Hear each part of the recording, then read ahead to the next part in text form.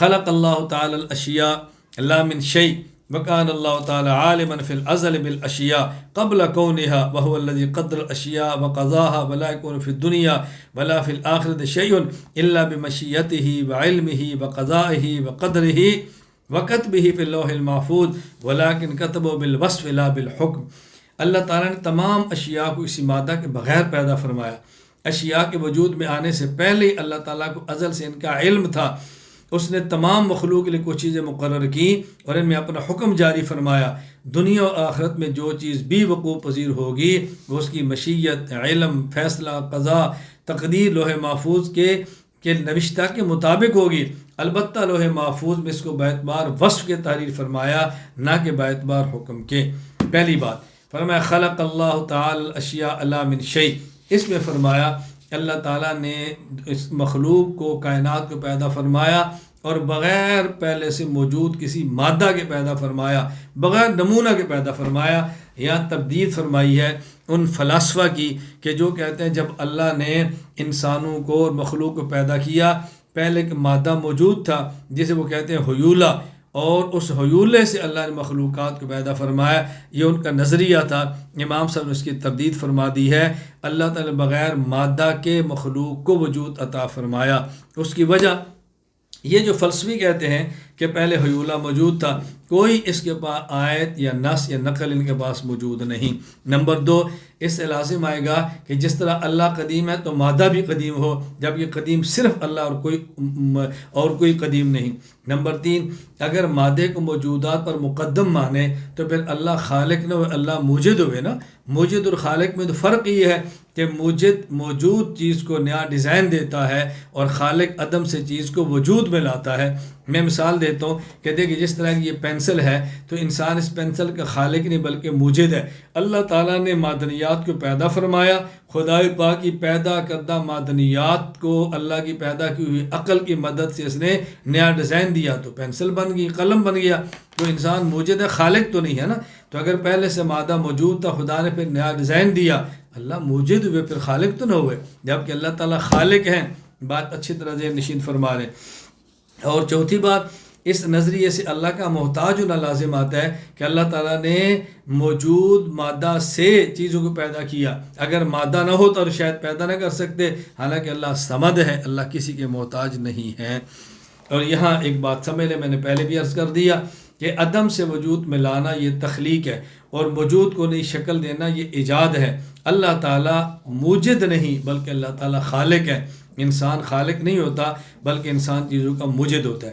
آگے امام صاحب فرماتے ہیں وَكَانَ اللَّهُ تَعَالَى عَالِمًا فِي الْأَزْلِ بِالْأَشْيَاءِ، جب یہ چیزیں نہیں تھی اللہ تب بھی ان کے وجود کو جانتے تھے، اور اللہ تعالیٰ نے ان چیزوں کو بعد میں پیدا فرمایا اور کچھ چیزیں مقرر فرمائی۔ اس نے چوڑا ہونا ہے، لمبا ہونا ہے، چھوٹا ہونا ہے، کب تک رہنا ہے، اس کی ضرورتیں کیا ہیں، سب چیزیں اللہ نے اپنے علم کے مطابق ان کو عطا فرمائی اور پیدا فرما دی۔ اللہ تعالیٰ کو ان سب ضرورتوں کا علم تھا۔ دلیل، اگر اللہ کو علم نہ ہوتا اللہ ان کی ضرورتیں کیسے پیدا فرماتے؟ خدا کو علم تھا تو اللہ نے انسان کی پیدائش سے پہلے انسان کی ضرورتیں پیدا فرما دی ہیں۔ چنانچہ سورۃ القمر آیت نمبر 49، اِنَّا كُلَّ شَيْءٍ خَلَقْنَاهُ بِقَدَرٍ، سورۃ التوبہ آیت نمبر 78، الم یعلم ان اللہ یعلم سرهم ونجواهم وان اللہ علام الغیوب۔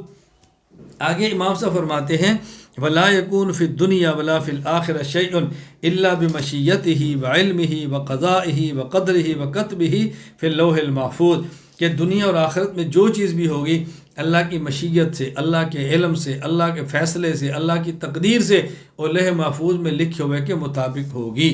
یہاں الفاظ کا مطلب سمجھ لیں۔ نمبر ایک، مشیت، توجہ سے بات کو سمجھنا، توجہ سے بات کو سمجھنا۔ نمبر ایک، مشیت، اللہ نے چاہا میں اپنے بندوں کو نیکی اور برائی دونوں کو اختیار دوں، بندہ چاہے تو نیکی کرے چاہے تو برائی کرے۔ اب اگر اللہ نیکی کا اختیار نہ دیتے بندہ نہ کر سکتا، برائی کا اختیار نہ دیتے بندہ نہ کر سکتا۔ تو جو برائی کی ہے اللہ کے اختیار دینے کی وجہ سے کی ہے، نیکی کی ہے تو اللہ کے اختیار دینے کی وجہ سے کی ہے۔ اس لیے انسان اگر نیکی کرتا ہے تو اللہ کی مشیت سے، برائی کرتا ہے تو اللہ کی مشیت سے۔ مشیت کا معنی یہ نہیں کہ اللہ راضی ہے، اللہ کی چاہت ہے کہ بندہ برائی کرے، یا مشیت کا معنی ہے کہ اللہ نے اپنی چاہت سے بندے کو اختیار دیا، چاہے تو یہ کرے چاہے تو یہ کرے، تیسرا آپشن رکھا ہی نہیں کہ یہ بھی نہ کرے اور یہ بھی نہ کرے، کچھ تو اس نے کرنا ہے۔ تو جو بھی کرے گا اللہ کی مشیت کے مطابق کرے گا۔ علم، دنیا میں جو کچھ ہوگا وہ اللہ تعالیٰ پہلے سے جانتے ہیں کہ اللہ تعالیٰ اس بندے کو اختیار دیں گے، اپنے اختیار سے نیکی کرے گا یا گناہ کرے گا۔ قضا، جب بندہ کسی چیز کے کام کے اسباب خیر یا اسباب شر اختیار کر لیتا ہے تو اللہ تعالیٰ اس کام کے ہونے کا فیصلہ فرما دیتے ہیں، یہ ہے معنی قضا کا۔ نمبر 4 تقدیر۔ تقدیر کا معنی علم الہی، امر الہی کے مجموعے کا نام تقدیر ہے۔ اللہ کے علم میں ہوتا ہے بندے کو اختیار دیں گے تو بندہ یہ کام کرے گا، علم الہی ہے۔ پھر اللہ تعالیٰ لکھ دیا کہ بندہ یہ کام کرے گا تو امر الہی ہے۔ تو علم الہی امر الہی کے خلاف نہیں ہوتا، امر الہی علم الہی کے خلاف نہیں ہوتا، دونوں کے مجموعے کا نام تقدیر ہے۔ توجہ سے بات سمجھیں، میں اس کی مثال دیتا ہوں۔ دنیا اور آخرت میں جو واقعات ہیں، امام صاحب فرماتے ہیں اللہ کی مشیت، علم، قضا، تقدیر کے مطابق ہے۔ مثلا ایک شخص کا نام ہے عبداللہ، وہ قرآن کریم حفظ کرنا چاہتا ہے، کیسے؟ ابھی اللہ کی مشیت کے موافق ہے، اللہ نے اختیار دیے حفظ کرے یا نہ کرے، اس نے حفظ کرنے والے اختیار پر عمل کیا، قرآن یہ اب اللہ نے اس کو اختیار دیے، چاہے تو یہ کرے چاہے تو یہ کرے۔ اب اللہ تعالیٰ کے نے چاہا تھا کہ عمران کو اختیار دوں گا، یہ اپنے اختیار سے حفظ کرے گا۔ عمران کے حفظ قرآن کریم کا اللہ تعالیٰ کے علم کے مطابق اللہ کے علم میں تھا، میں اختیار دوں گا اور یہ کرے گا، اللہ کو معلوم تھا۔ اب عمران کا یہ عمل، یہ عبداللہ کا یہ عمل، میں ایک مثال دے رہا ہوں، عمران یا عبداللہ، عمران کا یہ جو عمل ہے، عبداللہ کا جو عمل ہے اللہ کی قضا اور فیصلہ کے مطابق ہے۔ کیوں؟ اس نے حفظ کے اسباب اختیار کیے، قاری صاحب کے پاس گیا، محنت کی، اللہ تعالیٰ نے اس کے حفظ کرنے کا فیصلہ فرما دیا، حفظ ہو گیا۔ اب یہ تقدیر الہی کے بھی موافق ہے، کیونکہ علم الہی، امر الہی دونوں موافق ہو گئے۔ لوح محفوظ کے لکھے کے مطابق ہے، اللہ تعالیٰ علم ازلی کی بنیاد پر لکھ دیا کہ یہ بندہ حفظ کرے گا تو لوح محفوظ کے مطابق ہو گیا۔ تو جو دنیا میں واقعہ ہوتا ہے، نمبر 1 اللہ کی مشیت، اللہ نے اختیار دیا وہ کام ہو گیا۔ نمبر 2 بندے نے اسباب اختیار کیے، اللہ نے فیصلہ کر دیا، قضا۔ نمبر 3 اللہ کے علم میں تھا میں اختیار کروں گا، اختیار دوں گا، یہ کام کرے گا، تقدیر الہی ہو گیا، اللہ نے لکھ دیا تو لوح محفوظ کے اندر بھی لکھا ہوا ہو گیا۔ تو دنیا میں ہر کام مشیت، پھر قضا، پھر قدر اور لوح محفوظ میں لکھے ہوئے کے مطابق ہوتا ہے۔ یہ بات اچھی طرح ذہن نشین فرما لیں۔ اب ایک جملہ آپ نے سمجھنا ہے، وہ کیا کہتے ہیں؟ وَلَٰكِن كَتَبَهُ بِالْوَصْفِ لَا بِالْحُكْمِ۔ اللہ تعالیٰ نے لوح محفوظ میں جو لکھا ہے وہ حکم کے ساتھ نہیں لکھا بلکہ وصف کے ساتھ لکھا ہے۔ اس کا مطلب کیا؟ اللہ تعالیٰ نے لوح محفوظ میں لکھا ہے میں بندے کو اختیار دوں گا، بندہ اپنے اختیار سے کام کرے گا، لکھ دیا۔ توجہ رکھیں، اللہ کے علم میں تھا میں اس کو اختیار دوں گا اور یہ کام کرے گا، اب لوح محفوظ میں لکھ دیا۔ یہ ہے وصف۔ اور حکم کا معنی کیا ہے؟ کہ اللہ نے لکھا کہ فلاں بندہ یہ کام کرے گا، یہ حکم ہے۔ تو اللہ تعالیٰ نے جو لوح محفوظ میں لکھا ہے وہ حکم کے ساتھ نہیں لکھا بلکہ وہ وصف کے ساتھ لکھا ہے۔ میں ایک مثال دیتا ہوں، ایک شخص نے کسی کو قتل کیا، اب اگر لکھا ہو تو لوح محفوظ میں حکم کے ساتھ، پھر کیا مطلب؟ اللہ نے لوح محفوظ میں لکھ دیا کہ فلاں بندہ فلاں کو قتل کرے، یہ حکم کے ساتھ نہ، وصف کے ساتھ لکھا ہے کہ لوح محفوظ میں لکھ دیا میں فلاں بندے کو اختیار دوں گا، وہ اپنے اختیار سے قتل کرے گا، حکم سے نہیں، اپنے اختیار سے۔ تو اللہ نے جو لوح محفوظ میں لکھا ہے وہ حکم کے ساتھ نہیں بلکہ وصف کے ساتھ لکھا۔ چنانچہ امام ابو بکر احمد بن حسین بن علی بن موسیٰ البیہقی رحمہ اللہ، وفات 458 ہجری، السنن الکبریٰ للبیہقی، حدیث نمبر 18157، فرماتے ہیں عبداللہ بن عباس رضی اللہ عنہ نے فرمایا ان اول ما خلق اللہ عز وجل من شیء القلم، سب سے پہلے جو چیز اللہ نے پیدا فرمائی وہ قلم ہے۔ فقال اکتب، کہا لکھو۔ اس نے کہا یا ربی وما اکتب، اللہ میں کیا لکھوں؟ فرمایا اکتب القدر، تم قدر لکھو۔ فجرا بما ہوا کائن من ذلک اليوم الى قیام الساعہ، لہٰذا وہ قلم چل پڑا، کس کے ساتھ؟ تو قلم نے چلنا شروع ہوا اور اس دن سے لے کر قیامت تک جو ہونا تھا وہ سارا لکھ دیا۔ اس دن سے لے کر قیامت تک جو ہونا تھا وہ سارا لکھ دیا۔ یہ نہیں کہ جو اللہ نے حکم دینا تھا کرو وہ لکھ دیا، جو ہونا تھا اللہ کے علم میں تھا وہ سب لکھ دیا۔ اسی کا نام ہے یہ لوح محفوظ میں لکھا جانا۔ اب اللہ کے لکھے کے خلاف تو ہو ہی نہیں سکتا نا، یہ نہیں ہو سکتا اللہ کے علم کچھ اور ہونا کچھ اور، ایسا ہرگز نہیں، یہی تقدیر ہے۔ اس کو بات اچھی طرح سمجھ لو، مزید آگے آئے گی، میں بات کھولتا ہوں۔ والقضاء والقدر والمشیۃ صفاته فی الازل بلا کیف یعلم اللہ تعالی المعدوم فی حال عدمہ معدوما۔ قضاء، قدر اور مشیت اللہ تعالیٰ کی ازلی صفات ہے جو بلا کیف ہے، اللہ تعالیٰ معدوم چیز کو اس وقت بھی جانتا ہے جب کہ وہ ابھی حالت عدم میں ہو. وَيَعْلَمْ أَنَّهُ كَيْفَ يَكُونُ إِذَا أَوْجَدَهُ وَيَعْلَمُ الْمَوْجُودَ إِذَا فِي حَالِ وُجُودِهِ مَوْجُودًا وَيَعْلَمْ أَنَّهُ كَيْفَ يَكُونُ فَنَاؤُهُ، اور یہ بھی جانتا ہے جب اسے وجود عطا کرے گا تو وہ کیسی ہوگی. اسی طرح اللہ تعالیٰ موجود شے کو اس کی موجودہ حالت میں بھی جانتا ہے اور یہ بھی جانتا ہے وہ کب فنا ہوگی. وَيَعْلَمُ اللَّهُ الْقَائِمَ فِي حَالِ قِيَامِ قَائِمًا وَإِذَا قَعَدَ فَقَدْ عَلِمَهُ قَاعِدًا فِي حَالِ قُعُودِ، اور جب وہ کھڑا ہو اللہ اس کو کھڑے ہونے کی حالت میں جانتے ہیں اور یہ بھی جانتے ہیں بیٹھے گا کب، اور بیٹھے ہوئے کو جانتے ہیں بیٹھنے کی حالت میں اور یہ بھی جانتے ہیں جب یہ کھڑا ہوگا. من غیر ان يتغیر علمه او يحدث له علم ولكن التغیر والاختلاف يحدث عند المخلوقین. نہ تو اللہ کے علم میں تغیر پیدا ہوتا ہے نہ ہی اس کے علم میں کوئی نئی بات آتی ہے، کیونکہ ہر چیز وہ پہلے سے ہی جانتا ہے. ہاں تغیر اور تبدیلی جو ہوتی ہے وہ مخلوق کے اعتبار سے ہوتی ہے، خالق کے اعتبار سے نہیں ہوتی. یہ بات اچھی طرح ذہن نشین فرما لیں. یعنی جب کوئی کھڑا ہے اللہ تب بھی جانتے ہیں، اس نے بعد میں بیٹھنا ہے، جب یہ بیٹھے گا تو لوگ جانیں گے. اللہ ابھی سے اس کے بیٹھنے کی حالت کو بھی جانتے ہیں، حالانکہ ابھی بیٹھا نہیں. ایک آدمی بیٹھا ہے، اس نے کھڑا ہونا ہے، جب کھڑا ہوگا لوگ دیکھیں گے. اللہ ابھی سے اس کو دیکھ رہے ہیں، جب اس نے کھڑا ہونا ہے ابھی سے دیکھ رہے ہیں. تو یہ نہیں کہ جب کھڑا ہوگا تو اللہ کو علم ہوگا، یہ کھڑا ہوگا تو اللہ دیکھیں گے. اللہ اس کے کھڑا ہونے کو بیٹھنے کی حالت میں دیکھ رہے ہیں اور اس کے بیٹھنے کو کھڑے ہونے کی حالت میں دیکھ رہے ہیں. ابھی ایک چیز موجود ہے، کل کو فنا ہوگی، فنا ہوگی تو لوگ کہیں گے فنا ہو گیا. اللہ موجودہ حالت میں اس کے فنا ہونے کی حالت کو بھی دیکھتے ہیں. ابھی ایک چیز فنا ہے، موجود نہیں، معدوم ہے، اور یہ کب آئے گی اللہ اس کو دیکھ رہے ہیں. لوگ تب دیکھیں گے جب موجود ہوگی. یہ اللہ کا علم ہے. اس کو ذرا اچھی طرح سمجھو. میں مثال دیتا ہوں. جس طرح ایک آدمی بہت دور ہے، ہم اپنی آنکھ سے اس کو نہیں دیکھ رہے، اور دوسرا بندہ جس نے دوربین لگائی ہے وہ اس کو دور سے ایسے دیکھ رہا ہے جیسے ہم اس آدمی کو قریب سے دیکھ رہے ہیں. تو جس کے بعد دوربین ہے اس نے دور سے ایسے ہی دیکھا جیسے ہم نے قریب سے دیکھا، اور جن کے بعد دوربین نہیں ہے ان نے قریب آیا تو دیکھا، جب یہ دور تھا تو دیکھ نہیں رہے تھے. تو جس طرح دوربین والا قریب آنے والے بندے کو دور سے ایسے ہی دیکھتا ہے جیسے لوگ قریب سے دیکھتے ہیں، اللہ تعالیٰ بغیر دوربین کے دور سے بھی ایسے دیکھتے ہیں جیسے ہم قریب سے دیکھتے ہیں. جو پیدا نہیں اس کو بھی ایسے دیکھتے ہیں جیسے ہم پیدا ہونے والے کو دیکھ رہے ہیں. یہ ہے اللہ کا علم. اللہ اکبر. یہ ہے اللہ کا علم. اس کو بات اچھی طرح سمجھیں. خلق اللہ تعالی الخلق سلیم من الکفر والایمان ثم خاطبهم وامرهم ونهاهم فكفر من كفر بفعله وانکار وجحوده الحق بخذلان اللہ تعالی ایاه.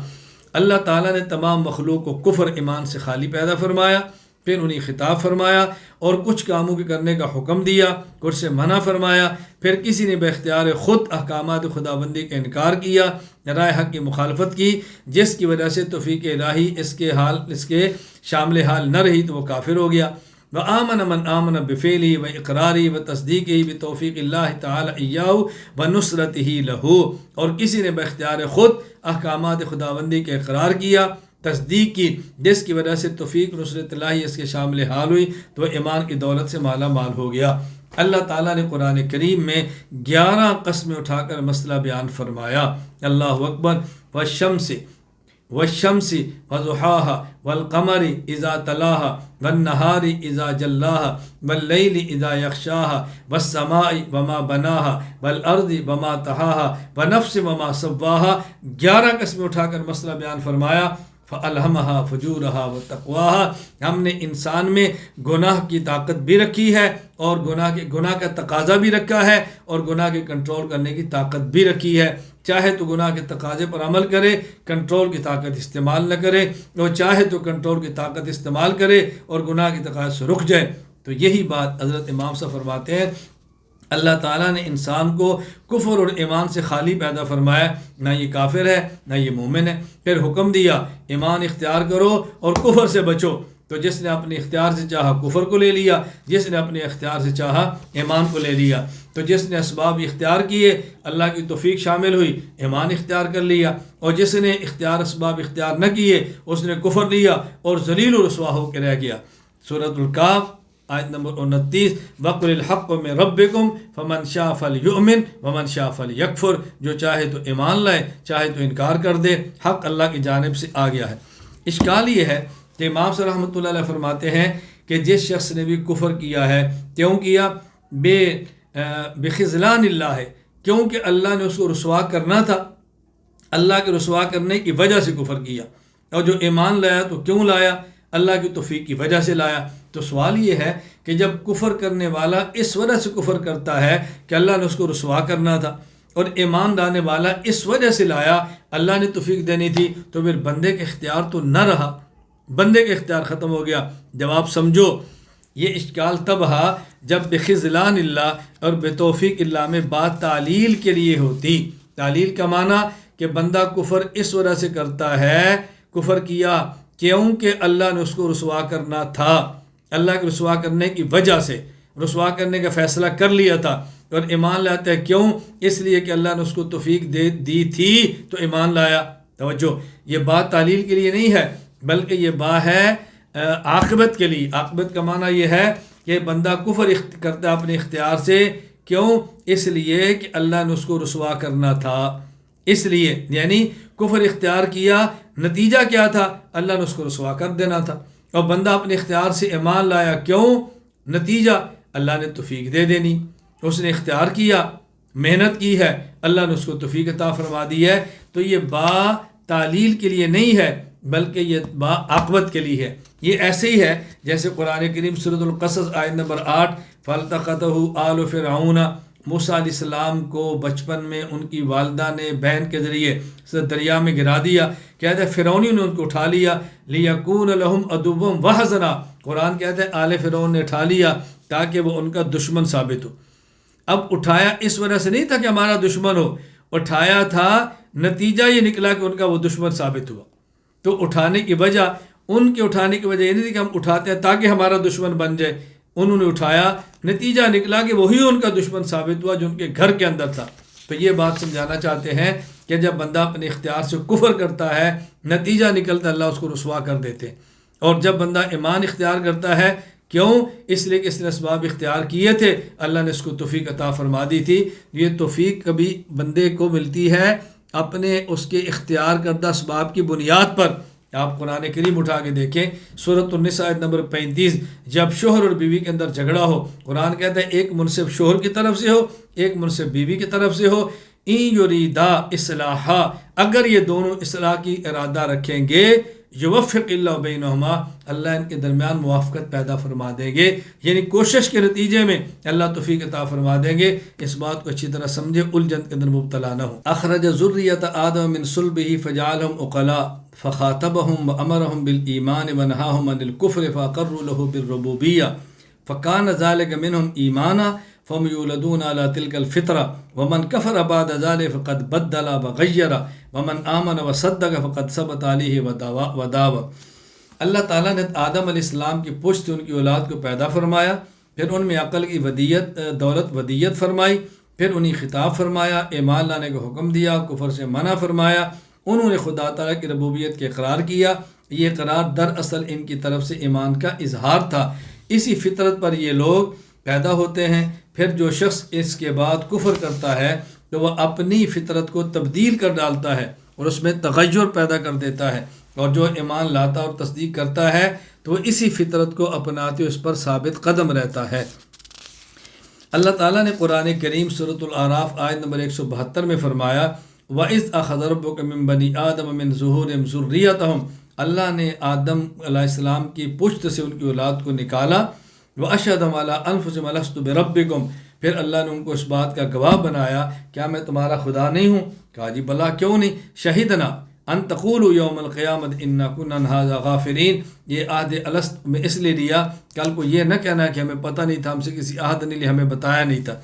اسی طرح حدیث پاک مسند احمد حدیث نمبر 2455، حضرت امام ابو عبداللہ احمد بن حنبل بغدادی رحمہ اللہ وفات 241 ہجری، وہ فرماتے ہیں عبداللہ بن عباس رضی اللہ عنہما نے فرمایا، رسول اکرم صلی اللہ علیہ وسلم نے فرمایا، اخذ اللہ المیثاق من ظہر آدم بن نعمان، یعنی عرفہ، اور عرفہ مقام عرفہ میں، عرفات میں ایک وادی نعمان ہے، وہاں اللہ تعالیٰ نے اولاد آدم سے ایک وعدہ لیا، فخرج من صلبہ کل ذریۃ زرعا فنثر بین یدیہ کالذر، اللہ نے آدم کی پشت سے ان کی اولاد کو نکالا، چیونٹیوں کے جسم دیے، ان کو بکھیر دیا، پھر ان سے گفتگو کی اور فرمایا الست بربکم، کیا میں تمہارا رب نہیں ہوں؟ قالوا بلا، کیوں نہیں ہے؟ شہدنا، ہم گواہی دیتے ہیں، ان تقولوا یوم القیامت انا کنا عن ھذا غافلین۔ اب قرآن میں بھی تذکرہ ہے، حدیث کے اندر بھی تذکرہ ہے۔ فرق قرآن کریم میں ہے کہ اللہ تعالیٰ نے حضرت آدم کی پشت سے وَإِذَا أَخَذَ رَبُّكَ مِن بَنِي آدَمَ مِن ظُهُورِهِمْ ذُرِّيَّتَهُمْ، آدم علیہ السلام کی اولاد کی پشت سے ان کی نسل کو نکالا، اور حدیث میں ہے آدم علیہ السلام کی پشت سے ان کی اولاد کو نکالا۔ ان میں بظاہر کوئی تعارض نہیں ہے کہ جو حقیقی اولاد تھی آدم علیہ السلام کی پشت سے، آگے ان کی اولاد ان کی پشت سے نکلی، تو اللہ تعالیٰ نے ان کو پوچھا میں تمہارا خدا نہیں ہوں؟ تو یہ عہد الست تھا جو اللہ نے عرفات میں وادی نعمان میں ہم سب سے لیا تھا، وہاں لیا، پھر اللہ نے پیدا فرمایا اور حکم دیا ایمان لاؤ، اور منع کیا کہ کفر سے بچو۔ کوئی اپنے اختیار سے ایمان لیتا ہے، کوئی اپنے اختیار سے کفر اختیار کرتا ہے، تو اللہ تعالیٰ نے دونوں اختیار بندے کو عطا فرما دیے، اور دنیا میں چاہے تو ایمان لے اور چاہے تو کفر کرے۔ سوال یہ ہے کہ اللہ تعالیٰ نے جو یہ انسانوں سے عہد لیا تھا، میثاق، اس کا فائدہ کیا ہے؟ جواب سمجھیں، اس کا فائدہ ربوبیت کے اقرار کا یہ ہے کہ جب یہ انسان کی فطرت میں شامل ہو گیا، جب تک انسان مشغول ہوتا ہے اور خالص اللہ کی طرف توجہ نہیں جاتی، اس وقت اس کا اظہار نہیں ہوتا، لیکن جب انسان کسی مصیبت میں پھنستا ہے، تکلیف میں مبتلا ہوتا ہے اور سارے تعلقات ٹوٹ جاتے ہیں، توجہ یکجا ہوتی ہے، تو پھر انسان کی فطرت میں جو عہد ہوتا ہے وہ ابھرتا ہے، اور انسان اللہ سے دعا مانگتا ہے، اے اللہ تو مجھے معاف فرما دے، اے اللہ تو مجھے معاف فرما دے۔ حتیٰ کہ مشرکین بھی مصیبت کو چیخ اٹھتے ہیں اور تنہا اللہ کی ذات کو پکارتے ہیں، یہ وہی جو عہد الست تھا اس کا نتیجہ ہوتا ہے۔ اچھا، پھر سوال یہ ہے، یہ عہد دنیا میں کسی کو یاد نہیں کہ خدا کی ربوبیت کا اقرار کیا تھا، اس لیے عہد لیے جانے کا بظاہر کوئی فائدہ نظر نہیں ہو رہا۔ توجہ سمجھیں، جواب سمجھیں، میں پہلے بتا چکا ہوں اس کا فائدہ یہ ہے کہ انسان کی فطرت میں وہ عہد موجود ہوتا ہے، لیکن مشغولیت کی بنیاد پہ انہماک کی وجہ سے وہ واضح نہیں ہو رہا ہوتا، اور جب کسی مصیبت پہ پھنستا ہے اور تمام مشغولیات چھٹ جاتی ہیں تو پھر وہ عہد ابھر کر انسان کے دماغ میں آتا ہے اور دماغ سے انسان کی زبان پہ آتا ہے۔ اور ایک بات اور سمجھیں، ایک ہوتا ہے کوئی عمل، ایک ہوتا ہے عمل کا اثر۔ وہ عہد الست میں جو اقرار کیا تھا وہ عمل تو یاد نہیں ہوتا، لیکن اس عمل کا اثر موجود ہوتا ہے، جس کے نتیجے میں انسان فوراً اقرار ربوبیت کر لیتا ہے۔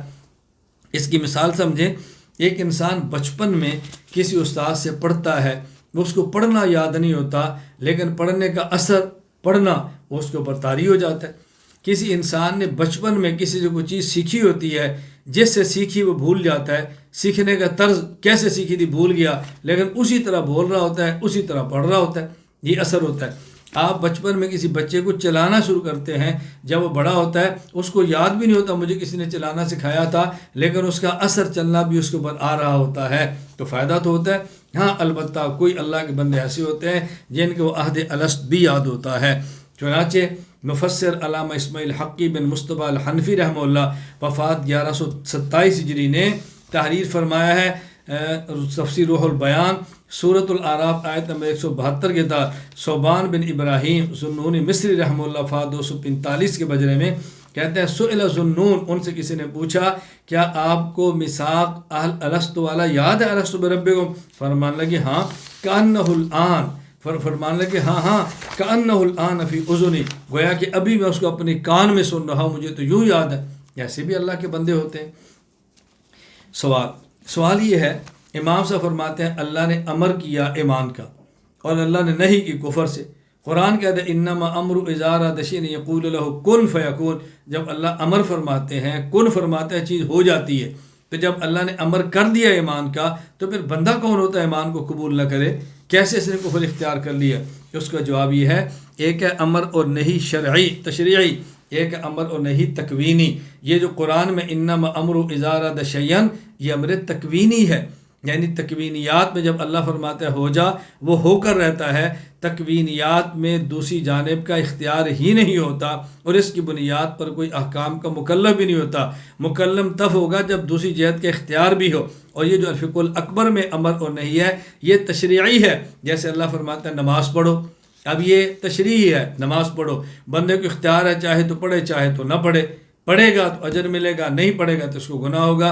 یہ امر تکوینی ہے، تشریعی ہے۔ تو جو امام نے الفقہ الاکبر میں بات فرمائی وہ امر تشریعی ہے، اور جو قرآن میں انما امر اذا اراد شیئا، یہ امر تکوینی ہے۔ ہم امر تکوینی کی بات نہیں کر رہے، امر تشریعی کی بات کر رہے ہیں۔ پھر یہ امام صاحب نے 2 جملے استعمال فرمائے، ومن کفر ذلک فقد بدل وغیر، جو انسان اس کے بعد عہد کے بعد بھی کفر اختیار کرتا ہے، یا وہ اس میثاق کو بدلتا ہے، تبدیل یا میثاق میں تغییر کرتا ہے۔ تبدیل اور تغییر میں کیا فرق ہے؟ تبدیل کہتے ہیں ایک چیز کو واپس کر کے دوسری لانا، تغییر کہتے ہیں ایک چیز کو اپنے پاس رکھ کے اس کی جگہ پہ دوسری لانا۔ والد کے لیے آپ بازار سے کپڑے لائے، انہوں نے فرمایا بیٹا مجھے پسند نہیں، یہ تم واپس کر دو اور دوسری لے آؤ۔ بیٹا کپڑے مجھے پسند نہیں، آپ دکان پہ اس کو واپس کر دیا اور دوسرے لے آئے، یہ تبدیل ہے۔ نمبر 2، بیٹا کپڑے مجھے پسند نہیں، وہ کپڑے آپ نے اپنے لیے رکھ لیے اور ابو کے لیے اور لے آئے، یہ تغییر صوب ہے۔ تو اثر کپڑے واپس کر کے دوسرے لانا یہ تبدیلی صوب ہے، اور اثر رکھ کے دوسرے لانا یہ تغییر صوب ہے۔ بعض تبدیلی کر دیتے ہیں، کیا مطلب؟ اللہ کی توحید کا انکار کر کے، اللہ کے وجود کا انکار کر کے غیر اللہ کو معبود بنا لیتے ہیں، اور بعض تغییر کر دیتے ہیں کہ اللہ کو بھی معبود مانتے ہیں اور اللہ کے ساتھ کسی اور کو بھی معبود بنا لیتے ہیں۔ تو کوئی تبدیلی کرتا ہے، کوئی تغییر کرتا ہے، یہ تبدیل بھی شرک ہے اور تغییر بھی شرک ہے۔ میں پہلے اس بات کی وضاحت کر چکا ہوں، قرآن کریم میں دونوں کا تذکرہ موجود ہے۔ سورہ یونس آیت نمبر 15، وَإِذَا تُتْلَىٰ عَلَيْهِمْ آیَاتُنَا بَيِّنَاتٍ، جب مشرکین کے سامنے قرآن پڑھا جاتا تو وہ کہتے ائت بقرآن غیر ھذا او بدل، یا اس قرآن میں تغییر کرو یا تبدیل کرو۔ تغییر کا معنی یہ اپنے لیے رکھو، ہمارے لیے اور لے آؤ، یا تبدیل کرو، یہ قرآن واپس کرو اور دوسرا لے آؤ۔ یہاں پہ تبدیل کی نفی ہے، ما یکون لی ان ابدلہ من تلقاء نفسی، میں تبدیلی نہیں کر سکتا۔ اور سورہ اسراء آیت نمبر 73 میں تغییر کی نفی ہے، وَإِن كَادُوا لِيَفْتِنُونَكَ عَنِ الَّذِي أَوْحَيْنَا إِلَيْكَ لِتَفْتَرِيَ عَلَيْنَا غَيْرَهُ وَإِذًا لَاتَّخَذُوكَ خَلِيلًا، کہ میں تغییر بھی نہیں کر سکتا۔ تبدیل اور تغییر دونوں کی نفی ہے۔ تو یہاں امام صاحب نے بدل غیرہ دونوں لفظ استعمال فرمائے۔ وَلَمْ يُجْبِرْ أَحَدًا مِّنْ خَلْقِهِ عَلَى الْكُفْرِ وَلَا عَلَى الْإِيمَانِ وَلَا خَلَقَهُ مُؤْمِنًا وَلَا كَافِرًا، اللہ تعالیٰ نے اپنی مخلوق میں سے کسی کو بھی کفر یا ایمان پر مجبور نہیں کیا، اور نہ ہی انہیں جبراً مومن یا کافر بنایا ہے، بلکہ انہیں صرف اشخاص، افراد کی حیثیت سے پیدا فرمایا۔ ایمان اور کفر بندوں کا اختیاری فعل ہے، وَلَكِنْ خَلَقَهُمْ أَشْخَاصًا وَالْإِيمَانُ وَالْكُفْرُ فِعْلُ الْعِبَادِ وَيَعْلَمُ اللَّهُ تَعَالَى مَن يَكْفُرُ فِي حَالِ كُفْرِهِ كَافِرًا فَإِذَا آمَنَ بَعْدَ ذَلِكَ عَلِمَهُ مُؤْمِنًا فِي حَالِ إِيمَانِهِ وَأَحَبَّهُ مِنْ غَيْرِ أَن يَتَغَيَّرَ عِلْمُهُ وَصِفَتُهُ۔ جب بندہ کوئی کفر کرتا ہے تو اللہ تعالیٰ کو اس کی حالت کفر کا پہلے سے علم ہوتا ہے، اور جب بندہ بعد میں ایمان لاتا ہے تو اس کی حالت ایمان کا بھی اللہ تعالیٰ کو پہلے سے علم ہوتا ہے۔ اللہ تعالیٰ اس کے ایمان لانے کو پسند فرماتے ہیں، کفر اختیار کرنے کو پسند نہیں فرماتے، لیکن اس سے نہ اللہ تعالیٰ کے علم میں کوئی تبدیلی پیدا ہوتی ہے اور نہ ہی اس کی صفت میں کوئی تغیر واقع ہوتا ہے۔ یہاں کئی باتیں سمجھائی۔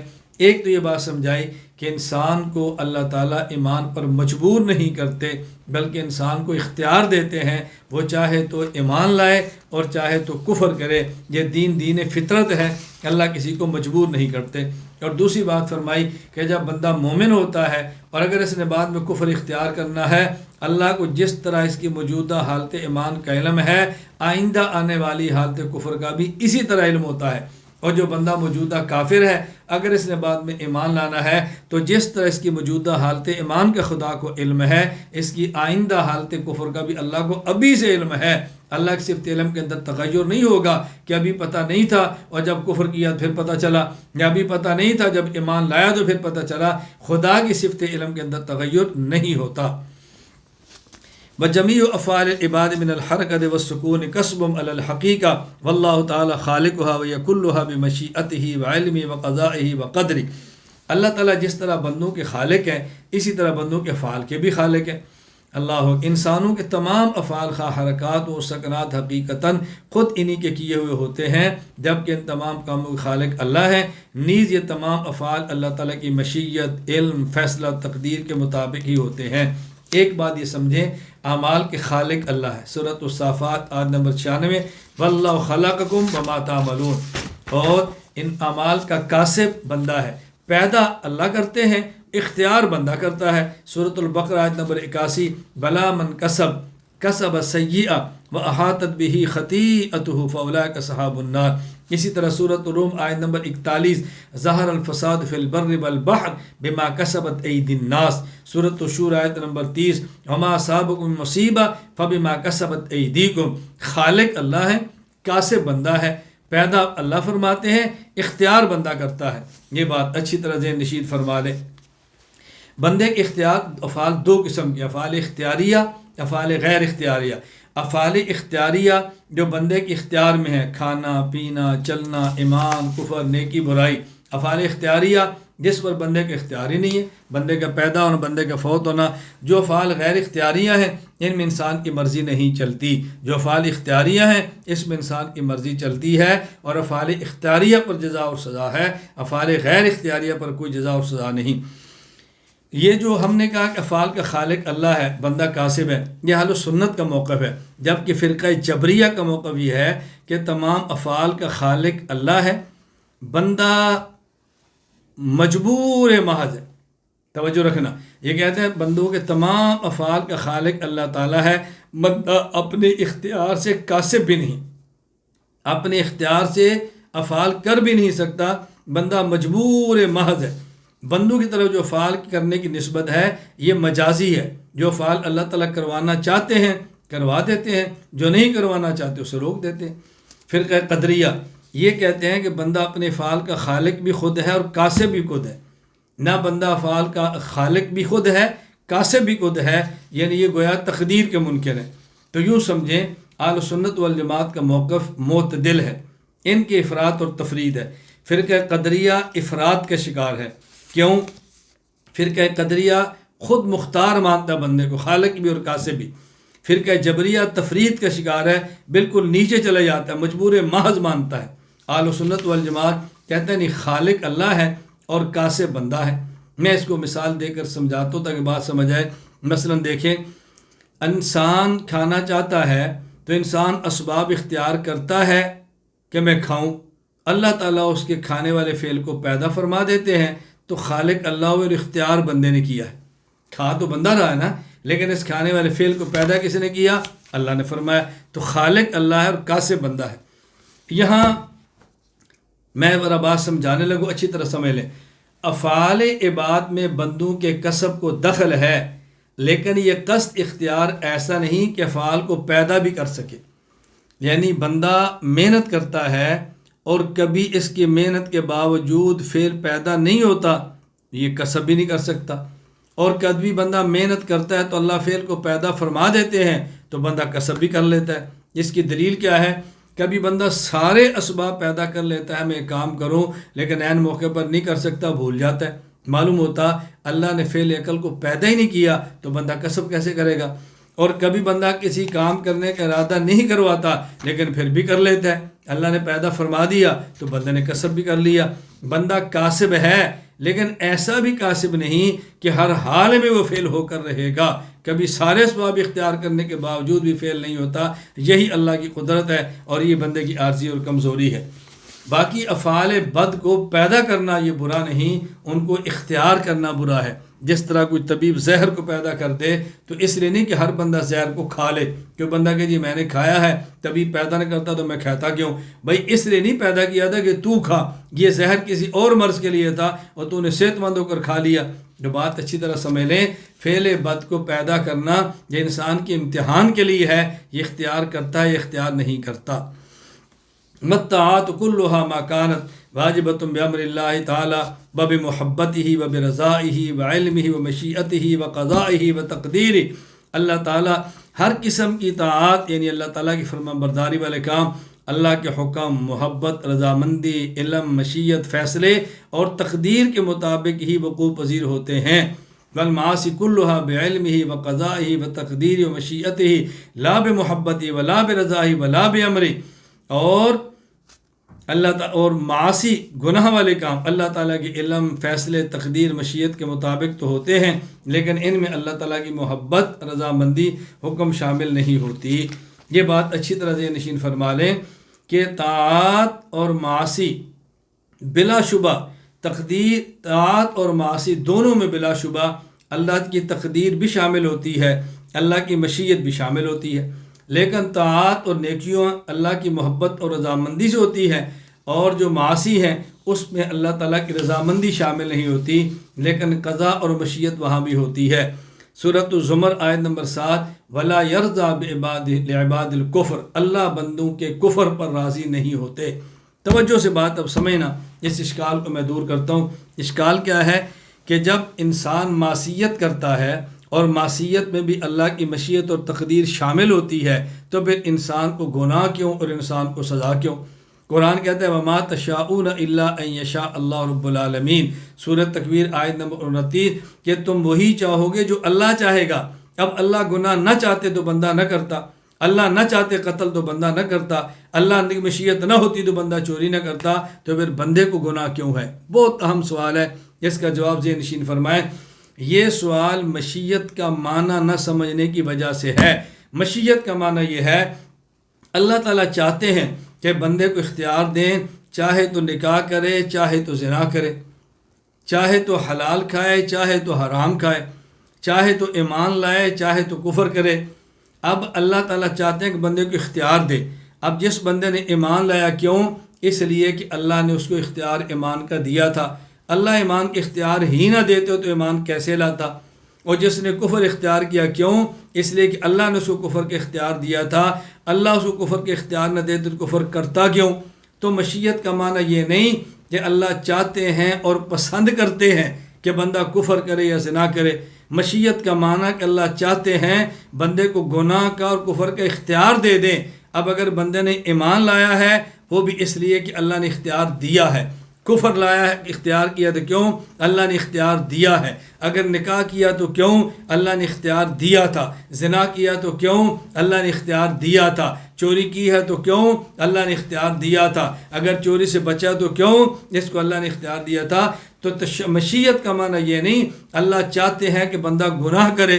یہ چاہت وہ نہیں جو ہم دنیا میں اردو میں استعمال کرتے ہیں کہ میری چاہت ہے تو کام کر لے، میری خواہش ہے تو کام کر لے۔ مشیت کا معنی یہ ہے اللہ نے چاہا تھا کہ بندے کو دو آپشن دے دے، اب دونوں آپشنوں میں سے جو آپشن ملے گا، اس لیے کہ اللہ نے آپشن دیا تھا، اللہ نہ دیتے تو کیوں کرتا؟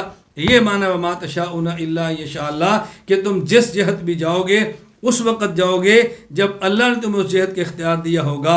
اللہ اختیار ہی نہ دیتا تو تم اس جہت کو اختیار ہی نہ کر سکتے۔ یہ مشیت کا معنی ہے۔ مشیت کا معنی وہ نہیں جو ہم سمجھتے ہیں، اس لیے الجھنیں پیدا ہوتی ہیں۔ اسی طرح میں بحث سمجھایا کرتا ہوں کہ جیسے تقدیر کے بارے میں کہتے ہیں جی فلاں کے مقدر میں لکھا تھا قتل کرنا، اس نے کر دیا۔ اس کے مقدر میں لکھا تھا چوری کرنا تو کر لیا، مقدر میں لکھا تھا زنا تو کر لیا۔ بندے کا قصور کیا ہے؟ میں نے کہا آپ نے تقدیر کا معنی نہیں سمجھا۔ تقدیر کا معنی یہ ہے اللہ نے اس کو اختیار دیا، اللہ کے علم میں تھا میں اس کو اختیار دوں گا تو اختیار سے زنا کرے گا، تو خدا نے لکھ لیا کہ یہ اختیار کرے گا لوح محفوظ میں۔ اس کا معنی یہ نہیں کہ چونکہ اللہ نے یعنی معنی یہ تھا کہ اللہ کے علم میں تھا میں اختیار دوں گا تو یہ کرے گا۔ اللہ نے اختیار دیا، اس نے اپنے اختیار سے کیا ہے، یہ نہیں کہ اللہ نے مجبور کیا ہے۔ تو تقدیر کا معنی علم الہی جمع امر الہی، اللہ کے علم میں تھا میں اختیار دوں گا یہ زنا کرے گا، تو خدا نے لکھ لیا کہ یہ زنا کرے گا۔ یہ ہے علم الہی اور امر الہی۔ تو یہ تقدیر کا معنی نہیں کہ چونکہ اللہ نے لکھا ہے لہذا اس نے کرنا ہے، نہیں، چونکہ اس نے کرنا تھا اپنے اختیار سے تو لکھ دیا گیا ہے۔ دونوں میں زمین و آسمان کا فرق ہے۔ میں اس لیے کہا کرتا ہوں اعتراض وہ کرتے ہیں جن کو مشیت اور تقدیر کا معنی نہیں آتا، اور وہ جواب نہیں دے سکتے جو مشیت تقدیر کا معنی نہیں جانتے۔ جس طرح سائل تقدیر اور مشیت کے معنی سے غافل ہے، اسی طرح مجیب بھی تقدیر اور مشیت کے معنی سے غافل ہے، تبھی ہم جواب میں الجھ جاتے ہیں۔ اللہ ہمیں یہ بات سمجھنے کی توفیق عطا فرمائے۔ میں اتنا زور لگا رہا ہوں تاکہ بات سمجھیں، ابھی سمجھ نہ آئے پھر آپ اس کی فائل منگائیں، پھر سمجھ نہ آئے پھر دوبارہ اس کو سنیں، بار بار سنیں گے انشاءاللہ اللہ نے چاہا تو بات دل میں اتر جائے گی۔ پھر بھی نہ سمجھ آئے تو میں آپ کی خدمت کے لیے موجود ہوں، آپ کی نوکری کے لیے موجود ہوں، پھر آپ کو بات سمجھا دوں گا، لیکن کچھ زور آپ بھی لگائیں، کچھ ہمت آپ بھی کریں، محض علمی مضمون سمجھ کر چھوڑ نہ دیا کریں۔ اللہ تعالیٰ مجھے اور آپ کو بات سمجھنے کی توفیق عطا فرمائے۔ والانبیاء علیہم الصلاۃ والسلام کلہم منزہون عن الصغائر والکبائر والکفر والقبائح وقد کانت منہم زلات و خطایا۔ تمام انبیاء علیہ السلام صغیرہ کبیرہ گناہوں کفر بہودہ کاموں سے پاک ہوتے ہیں، ہاں البتہ بعض اوقات ان سے زلات اور اجتہادی خطا کا صدور ممکن ہے۔ فائدہ نمبر 1، جو امام صاحب الفاظ استعمال ان کے معنی سمجھو۔ کفر کا لغوی معنی علامہ محمد عبدالرؤ بن تاج العارفین المناوی رحمہ اللہ وفات 1071 ہجری التعریف میں فرماتے ہیں الکفر تغطیۃ ما حق الاظہار، جس کو ظاہر کرنا تو اس کو چھپایا، یہ لغوی معنی کفر کا۔ اصطلاحی معنی علامہ سعد الدین مسعود بن عمر بن عبداللہ تفتازانی رحمہ اللہ وفات 792 ہجری شرح المقاصد فی علم الکلام میں فرماتے ہیں الکفر عدم الایمان اما من شانی، جن چیزوں پر ایمان لانا ضروری تھا ان پر ایمان لانا کفر ہے۔ کفر کی 11 اقسام ہیں۔ نمبر 1، کفر انکار، توحید کو یا ضروریات دین کو چھوڑ دینا۔ نمبر 2، کفر نفاق، دل میں کفر ہو، زبان پر اسلام کا اظہار ہو۔ نمبر 3، کفر ارتداد، ایمان لانے کے بعد پھر جائے اپنے اختیار سے۔ نمبر 4، کفر شرک، اللہ کی ذات اور یہ صفات میں کسی اور کو ساتھ شریک کرے۔ نمبر 5، کفر کتابی، ایمان لانے کے باوجود کسی آسمانی کتاب کو مانے واجب العمل سمجھ کر، یعنی آسمانی کتاب کو بھی مانے اور پھر ساتھ اس کو مانے یا اس قرآن کریم کا انکار کر دے۔ یا کفر کتابی کا معنی کہ آسمانی کتاب کو مانتے ہوئے شریعت محمدیہ کا انکار کر دے۔ کفر دہری، وہ شخص جو اللہ کے علاوہ زمانے کو خدا مان لے۔ کفر معطلی، جو اللہ کے وجود کا انکار، کفر معطلی جو یہ سمجھے کہ اللہ تعالیٰ یہ اعمال نہیں کرتے، اللہ تعالیٰ افعال کے خالق نہیں، اللہ تعالیٰ فلاں چیز نہیں کرتے، تعطیل یا اللہ کے وجود کا سرے سے انکار کرے۔ کفر زندقہ، کفر زندقہ کہ جو انسان مسلمان کہلوائے لیکن کفر کو ایمان بنا کر پیش کرے، یہ ہے کفر زندقہ۔ کفر جحود کہ جو انسان دل سے اسلام کی حقانیت کا قائل ہو لیکن زبان سے انکار کر دے۔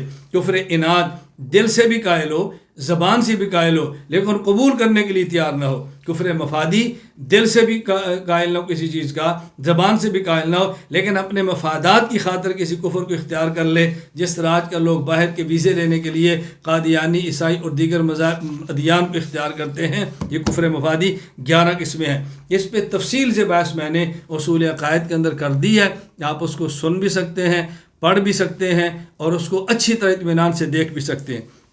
کبیرہ گناہ، علامہ سید محمود آلوسی بغدادی رحمہ اللہ وفات 1270 ہجری روح المعانی ان تجتنبوا کبائر ما تنہون عنہ، اس کے تحت سورۃ النساء نمبر 31 کے ساتھ لکھتے ہیں وقال شیخ الاسلام البارزی التحقیق ان الکبیرۃ کل ذنب قرن به وعید او حد او لعن بنص کتاب او سنت او علم ان مفسدته كمفسدۃ ما قرن به وعید او حد او لعن او اکثر من مفسدته او اشعر بتہاون مرتکبہ فی دین۔ شیخ الاسلام بازری فرماتے ہیں تحقیق بعد کبیرہ گناہ ہر اس گناہ کو کہتے ہیں، نمبر 1 جس کے کرنے والے پر قرآن و سنت میں وعید ہو، نمبر 2 اس پر حد مقرر کی گئی ہو، نمبر 3 اس کے مرتکب پر لعنت کی گئی ہو، نمبر 4 اس گناہ کے مفسدہ کسی ایسے گناہ کے مفسدہ کے برابر یا زیادہ ہو جس پر وعید یا لعنت ہو، نمبر 5 وہ قوم بطور تہاون فی الدین کے کیا جائے، یعنی اس انداز سے کیا جائے کہ دیکھنے والے سمجھے اس شخص کے دل میں دین کی کوئی عظمت نہیں۔ حکیم الامت مولانا اشرف علی تھانوی رحمہ اللہ وفات 1362 ہجری حضرت بیان القرآن ان تجتنبوا کبائر ما تنہون عنہ سورۃ النساء آیت نمبر 31 کے تحت فرماتے ہیں گناہ کبیرہ کی تعریف میں بہت اقوال ہیں، جامع قول وہ ہے جس کو روح المعانی میں شیخ الاسلام بارزی سے نقل کیا ہے۔ صغیرہ گناہ، جس گناہ پر ایسی وعید نہ ہو جو کبیرہ گناہ پر آئی ہے، یہ صغیرہ گناہ ہے۔ چند صغیرہ گناہ ذرا ذہن میں رکھ لیں۔ نمبر 1 غیر محرم عورت کی طرف یوں دیکھنا کہ احتیاط نہ ہو، غیر محرم عورت کو بالقصد دیکھنا تو گناہ کبیرہ ہے، یعنی غیر محتاط رہنا جس سے نظریں پڑ جائیں یہ گناہ صغیرہ ہے۔ وہ جھوٹ بولنا جس میں کسی کوئی نقصان نہ ہو، خواہ مخواہ مزاح میں جھوٹ بولنا۔ نمبر 3، بالا خانہ وغیرہ پر بلا ضرورت چڑھنا جس سے لوگوں کے مکانات سامنے نظر آئیں بلا ضرورت۔ نمبر 4، بلا ضرورت کسی فاسق کے پاس اٹھنا اور بیٹھنا، یہ بھی گناہ صغیرہ ہے۔ نمبر 5، مسجد میں کسی مجنون یا اتنے چھوٹے بچے کو لے جانا جس سے مسجد کے خراب اور گندہ ہونے کا خطرہ ہو۔ کبیرہ اور صغیرہ گناہوں کی مزید تفصیل علامہ زین الدین بن ابراہیم بن محمد معروف بن محمد المعروف ابن نجیم رحمہ اللہ وفات 970 ہجری کی کتاب صغائر و کبائر میں دیکھیں، اور علامہ شہاب الدین احمد بن حجر الہیثمی المکی رحمہ اللہ وفات 973 ہجری کی کتاب الزواجر عن اقتراف الکبائر میں دیکھیں۔ توبہ کی شرائط، کوئی بندہ گناہ سے توبہ کرنا چاہے، امام ابو عبداللہ محمد بن احمد انصاری قرطبی مالکی رحمہ اللہ وفات 671 ہجری یہ تحریر فرماتے الجامع احکام القرآن ولیست التوبۃ للذین یعملون السیئات، سورۃ النساء آیت نمبر 18 کی داد فرماتے اس کی 4 شرطیں: الندم بالقلب، نمبر 1 دل سے گناہ پر ندامت ہو، وترک المعصیۃ فی الحال، گناہ کو فوراً چھوڑ دے، نمبر 3 والعزم علی اللہ یعود مثلہا، پکی نیت کرے آئندہ میں گناہ کبھی نہیں کروں گا، نمبر 4 وَيَكُونَ ذَلِكَ حَيَاءً مِّنَ اللَّهِ تَعَالَىٰ لَا مِنْ غَيْرِهِ، یہ گناہ کو چھوڑنا اللہ کی وجہ سے ہو، کسی مخلوق کی وجہ سے نہ ہو کہ بدنامی ہوگی، کہیں پکڑا گیا کہ کسی اس کے 2 تھپڑ لگے تو چھوڑ دے، نہ اللہ کے خوف کی وجہ سے چھوڑے، پھر یہ توبہ ہے۔ قبائح، امام صاحب نے فرمایا نبی کفر سے بھی پاک ہے، گناہ سے بھی پاک ہے، اور قبائح سے بھی پاک ہے۔ قبائح یہ قبیحہ کی جمع ہے۔ قبیحہ کسے کہتے ہیں؟ قول فعل مما لیس من المعصیہ ولکن یقبح ارتکابہ ولا یستحسن ذکرہ لدى عامۃ الناس او فی عرف المجتمع کا اخبار الرجل اصدقاء عن امور الخلوۃ مع زوجتہ۔ کبھی کسے کہتے ہیں؟ ایسا فعل اور قول جو نافرمانی تو نہ ہو البتہ عام ماحول اور عام معاشرہ میں اس کے ارتکاب کرنا یا اس کا ذکر کرنا ناپسندیدہ ہو، جیسے اپنی بیوی کے خلوت کے تعلق کو اپنے دوستوں کے سامنے بیان کرنا۔ اب یہ بھی یعنی قبیح چیز ہے، قبیح چیز ہے، اسے بچنا۔ پیغمبر یہ کام بھی نہیں کرتے۔ زلات، یہ ذلت کا معنی ہے۔ ذلت اس خطا کو کہتے ہیں جو بغیر قصد و ارادہ کی ہو۔ امام ابو القاسم حسین بن معروف راغب اصفہانی 500 ہجری وفات المفردات فی غریب القرآن میں فرماتے ہیں الذلت فی الاصل استرسال الرجل من غیر قصد، ذلت کا لغت میں معنی ہے آدمی کا بغیر قصد و ارادہ کے پھسل جانا۔ توجہ رکھنا۔ خطا، خطا کا ویسے تو معنی ہوتا ہے لغزش، یہاں خطا سے مراد خطا اجتہادی ہے۔ اللہ پیغمبر کو خطا اجتہادی سے محفوظ رکھتا ہے۔ اس کا مطلب کیا ہے؟ یعنی بسا اوقات پیغمبر کے اجتہاد میں خطا ہو جاتی ہے، لیکن اللہ اس خطا اجتہادی پر پیغمبر کو باقی نہیں رہنے دیتے۔ جس طرح رسول اکرم صلی اللہ علیہ وسلم نے خواب دیکھی اور آپ نے خواب میں دیکھا کہ مسجد حرام میں داخل ہو رہے ہیں، اللہ اکبر، نبی پاک صلی اللہ علیہ وسلم اور صحابہ کرام نے حلق کروائے ہیں۔ پھر آپ نے صحابہ کو فرمایا، بڑے خوش ہو گئے اور عمرے کی تیاری کر کے چل پڑے۔ اب حدیبیہ کے مقام پہ روک دیا گیا، احرام کھولنے پڑے، کچھ شرائط طے ہو گئی، اب واپس آئے۔ اب اللہ کے نبی صلی اللہ علیہ وسلم خواب میں دیکھا تھا کہ آپ عمرہ فرمائیں گے، آپ نے اس کا معنی سمجھا کہ اس سال، حالانکہ وہ آئندہ سال تھا۔ تو خواب کی تعبیر میں اجتہادی خطا تھی، اجتہادی خطا۔ میں کہہ رہا ہوں کہ نبی پاک صلی اللہ علیہ وسلم سے خطا اجتہاد میں ہوتی ہے، لیکن اس خطا کو اللہ تعالیٰ برقرار نہیں رہنے دیتے، بلکہ وہی فرما کر اس کو ختم کر دیتے ہیں۔ جس طرح کہ تفسیر خازن میں حضرت علامہ علاء الدین علی بن محمد بن ابراہیم بغدادی المعروف علامہ خازن وفات 741 ہجری فرماتے ہیں لقد صدق اللہ رسولہ الرؤیا بالحق۔ اس آیت کے تحت کہتے ہیں اس آیت کا شان نزول کیا ہے؟ رسول اللہ صلی اللہ علیہ وسلم نے خواب میں دیکھا مدینہ منورہ میں قبل یخرج الحدیبیہ، کیا دیکھا؟ انه يدخل المسجد الحرام هو واصحابه آمنين ويحلقوا رؤوسهم فاخبر ذلك اصحاب فرحوا وحسبوا انهم دخلوا مكة عامهم ذلك فلما انصرفوا ولم يدخلوا شق عليهم ذلك وقال المنافقون اين رؤياه التي رآها فانزل اللہ حاضل آیا داخلوا فی العام المقبل، اللہ کے نبی نے خواب میں دیکھا آپ اور آپ کے صحابہ مسجد حرام میں داخل ہو رہے ہیں، امن کے ساتھ جا رہے ہیں، سروں کا حلق کروا رہے ہیں۔ آپ نے صحابہ کو بتایا، وہ خوش ہو گئے، تیاری کر کے چل پڑے۔ جب حدیبیہ میں روک دیا گیا، آپ واپس آئے تو منافقین نے کہا تمہاری خواب کدھر گئی؟ وہ جو تم خواب کہہ رہے خواب کدھر گئی؟ تو وہی آ گئی کہ نہیں خواب سچی ہے، اور آئندہ سال اللہ کے نبی صلی اللہ علیہ وسلم تشریف لے گئے۔ میں یہ بتا رہا ہوں کہ پیغمبر کے اجتہاد میں خطا ہوتی ہے، لیکن خطا پر اللہ باقی نہیں رہنے دیتے۔ یہی نبی اور امتی کے اجتہاد میں فرق ہے کہ امتی کا اجتہاد ہوتا ہے اور خطا ہوتی ہے اور باقی رہ جاتا ہے۔ پیغمبر کا اجتہاد ہوتے اجتہاد میں خطا ہو جائے تو پیغمبر کے خطا پر اللہ باقی نہیں رکھتے، وہی آ جاتی ہے۔ جس طرح یا ایھا النبی لم تحرم ما احل اللہ لک، پیغمبر پاک صلی اللہ علیہ وسلم سے خطا اجتہادی ہوئی، آپ نے شہد کو چھوڑ دیا، وہی آئی تو آپ اللہ حکم دیا کہ نہیں آپ شہد کو کھانا شروع کرو، یہ خطا اجتہادی ہے، تو وہی آ جاتی ہے۔ مجھ سے ایک آدمی نے سوال کیا کہ دیکھیں علی رضی اللہ تعالیٰ عنہ، حضرت امیر معاویہ رضی اللہ تعالیٰ عنہ، ان دونوں میں لڑائی ہوئی تو بتائیں ان میں حق پر کون تھا، باطل کون تھا؟ میں نے کہا کبھی لڑائی ہوتی ہے دونوں حق پر ہوتے ہیں۔ کہتے ہیں جی کیسے ہو سکتا ہے؟ میں نے کہا دیکھ حضرت ہارون حضرت موسیٰ علیہ السلام بظاہر جھگڑا ہوا، موسیٰ علیہ السلام حضرت ہارون کے سر کے بال اور داڑھی کے بال پکڑ کے کھینچا، تو بتاؤ حق پر کون تھا، باطل پر کون تھا؟ کہا جی وہ تو دونوں حق پر تھے۔ تو میں نے کہا یہ دونوں بھی حق پر تھے؟ کہتا وہ تو حق پر تھے، لڑائی ختم ہوگی، اگر یہ دونوں حق پر ہوتے تو ان کی بھی ختم ہو جاتی۔ میں نے کہا بھی وہاں تو وہی آ جاتی تھی، نبی تھے، یہ تو نبی نہیں تو وہی نہیں آتی نا، جب وہی نہیں آئی تو اجتہاد باقی رہ جائے گا، اجتہاد میں خطا باقی رہ جائے گی۔ تو پیغمبر اور امتی کے اجتہاد میں یہ فرق ہے، یہ بات اچھی طرح سمجھ لیں۔ انبیاء علیہ السلام معصوم ہے، یہ ہمارا نظریہ ہے، اور عصمت انبیاء پر ہمارے دلائل ملاحظہ فرمائیں۔ دلیل نمبر 1 سورۃ الاحزاب آیت نمبر 21، لقد کان لکم فی رسول اللہ اسوۃ حسنہ، اسوہ حسنہ پیغمبر تبھی بنیں گے جب گناہوں سے پاک ہو۔ یا فرمایا لکم، یہ مرد اور خواتین دونوں کے خطاب ہے، دونوں کو، ایک کو نہیں ہے، یعنی ان کے لیے تعلیمات مردوں والی اور پیغمبر کی تعلیمات خواتین کے لیے، تو دونوں کے نبی پاک صلی اللہ علیہ وسلم نمونہ ہیں۔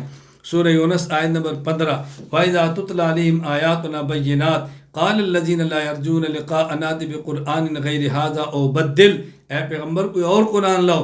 نبی فرماتا ہے میں اس قرآن کو بدل نہیں سکتا، میرے اختیار میں نہیں ہے۔ تو وہ پیغمبر جو بدلنے کا اختیار نہ رکھے، وہ پیغمبر گناہ کیسے کر سکتا ہے؟ دلیل نمبر 3 سورۃ النجم، وَمَا يَنطِقُ عَنِ الْهَوَىٰ إِنْ هُوَ إِلَّا وَحْيٌ يُوحَىٰ، پیغمبر کی ہر بات وحی سے ہے، جب وحی سے ہوگی تو پھر گناہ کیسے ہوگا؟ یہاں وہ اشکال کہ پیغمبر پاک صلی اللہ علیہ وسلم کئی باتیں ایسی ہیں جو اللہ نے ختم فرما دی، جیسے تحریم اصل، شہد کو چھوڑنے والا، اگر ہر بات وحی ہوتی تو تنبیہ کیوں آتی؟ دیکھو پیغمبر پاک صلی اللہ علیہ وسلم کی بات کو بدلنا ایسے ہی ہے جیسے پہلے حکم آئے اور بعد میں منسوخ ہو جائے، آیت آئے تلاوت منسوخ ہو جائے۔ جس طرح منسوخ آیت ہوتی ہے اسی طرح پیغمبر کا اجتہاد ختم ہو گیا تو منسوخ ہو گیا، اس کو یہ نہیں کہہ سکتے گناہ ہوا ہے۔ دلیل نمبر 4 سورۃ الحشر آیت نمبر 7، وما آتاکم الرسول فخذوا وما نہاکم عنہ فانتہوا، جو پیغمبر دے وہ لو، جس سے منع کرے اس سے باز آ جاؤ۔ یہ تبھی ہوگا جب پیغمبر کی ذات معصوم ہو۔ سورۃ البقرہ آیت نمبر 44، اتأمرون الناس بالبر وتنسون انفسکم، یہ عام بندوں کا حکم ہے، لوگوں کو نیکی کا حکم دیتے ہو اور خود کو بھول جاتے ہو، یہ عام بندے کو حکم ہے۔ تو بتاؤ پیغمبر کیسے یہ بات کر سکتا ہے کہ لوگ حکم دے خود کو بھول جائے؟ ایسا ہرگز نہیں ہو سکتا۔ دلیل نمبر 6 صحیح بخاری حدیث نمبر 1291، حضرت مغیرہ بن شعبہ رضی اللہ عنہ فرماتے ہیں میں نے سنا رسول اللہ صلی اللہ علیہ وسلم فرما رہے تھے، ان کذبا علی لیس کذب علی احد من کذب علی متعمدا فلیتبوأ مقعدہ من النار، مجھ پر جھوٹ بولنا عام آدمی پر جھوٹ بولنے کی طرح نہیں ہے، جو مجھ پر جان بوجھ کے جھوٹ بولے گا ٹھکانہ جہنم ہے۔ پیغمبر کی طرف جھوٹ کی نسبت جرم ہے، تو بتاؤ پیغمبر جھوٹ کیسے بول سکتے ہیں؟ ذرا بات اچھی طرح سمجھو۔ صحیح مسلم حدیث دلیل نمبر 7 حدیث نمبر 1835، حضرت ابو ہریرہ فرماتے ہیں رسول اللہ صلی اللہ علیہ وسلم فرمایا، من اطاعنی فقط اطاع اللہ ومن یعصمنی فقط عصی اللہ، جس نے میری اطاعت کی اللہ کی اطاعت کی، میری نافرمانی کی تو اللہ کی۔ یہ تبھی ہو سکتا ہے جب پیغمبر کی ذات معصوم ہو۔ دلیل نمبر 8 سنن ابی داؤد حدیث نمبر 3646، حضرت امام ابو داؤد سلیمان بن اشعث سجستانی رحمہ اللہ وفات 275 حدیث نقل کرتے ہیں، عبداللہ بن عمر رضی اللہ عنہ فرماتے ہیں کہ میں رسول اللہ صلی اللہ علیہ وسلم کی ہر بات کو لکھتا جو آپ سے سنتا، مجھے لوگوں نے کہا اللہ میں ہر بات لکھنا، ارید حفظہ میں حفظ کرنا چاہتا، مجھے بات قریش نے منع کیا، کہا تکتب کل شیء تسمع ورسول اللہ صلی اللہ علیہ وسلم بشر یتکلم فی الغضب والرثاء، تو نبی کی ہر بات لکھتا ہے، حضور کبھی بات غصے میں فرماتے ہیں کبھی خوشی سے فرماتے ہیں، تو میں لکھنا چھوڑ دیا، میں نے اللہ کے نبی سے تذکرہ فرمایا، آپ نے فأومأ بإصبعه إلى فی، آپ نے اپنے منہ مبارک کی طرف اشارہ کیا، فرمایا اکتب فوالذی نفسی بیدی ما یخرج منہ الا حق، قسم اس ذات کی جس قبضہ قدرت میں میری جان ہے، یہاں سے حق کے علاوہ کچھ بھی نہیں نکلتا۔ اللہ اکبر۔ سب سے زیادہ گناہ عام طور پر زبان سے صادر ہوتے ہیں، اس لیے حدیث پاک بطور خاص زبان کا ذکر کیا، وگرنہ پیغمبر کے کسی عضو سے گناہ صادر نہیں ہوتا۔ مصنف عبدالرزاق کتاب الجامع باب صحابی نبی صلی اللہ علیہ وسلم، امام ابو بکر عبدالرزاق بن حمام بن نافع الحمیری وفات 211 ہجری، یہ نقل کرتے ہیں ایک یہودی آیا اللہ کے نبی صلی اللہ علیہ وسلم سے، اس نے تقاضا کیا کچھ رقم کا تقاضا، آپ نے فرمایا قد قضیتک، میں تجھے دے چکا ہوں۔ یہودی کہتا ہے بینتک، دلیل کیا ہے؟ خزیمہ بن ثابت آئے، انہوں نے کہا انا اشہد انک قد قضاک، میں گواہی دیتا ہوں پیغمبر آپ نے ادا کر دی رقم۔ یہودی اللہ کے نبی فرمانے لگے وما یدریک، تیرے پاس دلیل کیا ہے؟ کہا انی اصدقک باعظم من ذلک، اصدق بخبر السماء، حضور اس سے بڑی خبروں کی ہم تصدیق کرتے ہیں، آسمانی خبر کی تصدیق کرتے ہیں، اس کی تصدیق نہیں کریں گے۔ اللہ کے نبی صلی اللہ علیہ وسلم فرمایا فاجاز رسول اللہ صلی اللہ علیہ وسلم شہادتہ بشہادت رجلین، آپ نے فرمایا خزیمہ ایک گواہ دو کی جگہ پر کافی ہے، کہ اگر پیغمبر معصوم نہ ہوتے خزیمہ اتنی بات کیسے فرما دیتے، بن دیکھے گواہی کیسے دے دیتے؟ بات دے نشین فرما لیں۔ دلیل نمبر 10 امام فخر الدین محمد بن عمر رازی رحمہ اللہ وفات 604 ہجری، ان نے تفسیر کبیر فاضلہم الشیطان عنہا سورۃ البقرہ آیت نمبر 36 کے ساتھ دلیل دی ہے، بڑی پیاری دلیل دی، فرمایا نبی ملائکہ سے افضل ہیں۔ دلیل اللہ قرآن میں فرماتے ہیں ان اللہ اصطفیٰ آدم ونوح وآل ابراہیم وآل عمران علی العالمین، انبیاء کو اللہ نے عالمین پر فضیلت دی ہے، عالمین پر ملائکہ بھی شامل ہے، تو نبی یہ فرشتوں سے افضل ہیں۔ آگے فرمانے لگے اور جب نبی فرشتوں سے افضل ہے تو ضروری ہے کہ نبی معصوم بھی ہو، کیوں؟ اس لیے لأنہ تعالی وصف الملائکہ بترک الذنب، اللہ نے فرشتوں کی صفت بیان کی ہے وہ گناہ نہیں کرتے، تو نبی فرشتوں سے افضل ہے، جس فرشتے سے افضل ہے وہ گناہ نہیں کرتا تو پیغمبر کیسے گناہ کرے گا؟ فلو صدرت المعصیہ عن الرسول لم تنا کون افضل من الملک، اگر پیغمبر سے گناہ صادر ہو تو پھر پیغمبر فرشتے سے افضل کیسے ہوگا؟ معلوم ہوا پیغمبر معصوم ہے۔ دلیل نمبر 11 حضرات انبیاء علیہ السلام اطاعت خدا کروانے میں انسانوں کے لیے مقتدا ہے، اگر خود مقتدا نافرمان ہوگا تو امت سے اطاعت خدا کیسے کروائیں گے؟ دلیل نمبر 12 یہ بات اہم سمجھے، انسان دو چیزوں کا مجموعہ ہے، نمبر 1 مٹی کا بنا جسم، نمبر 2 آسمان سے آنے والی روح، لہٰذا جسم مٹی سے بنا، غذا اور دوا مٹی سے، روح آسمان سے آئی، غذا اور دوا بھی آسمان سے جو وہی ہے۔ جسم بیمار ہو جائے اس کو طبیب چاہیے، روح بیمار ہو جائے اسے بھی طبیب چاہیے۔ جسم کے طبیب کو ڈاکٹر اور حکیم کہتے ہیں، اور روح کے طبیب کو نبی اور رسول کہتے ہیں۔ طبیب جس مرض کا معالج ہو، اس مرض میں مبتلا ہونا طبیب کا عیب ہے۔ ڈاکٹر پیچس کی دوائی دے اور مریض آدھے گھنٹے بعد جائے یا ہر 5 گھنٹے بعد بیت الخلاء میں جائے، اس سے کون دوائی دے گا؟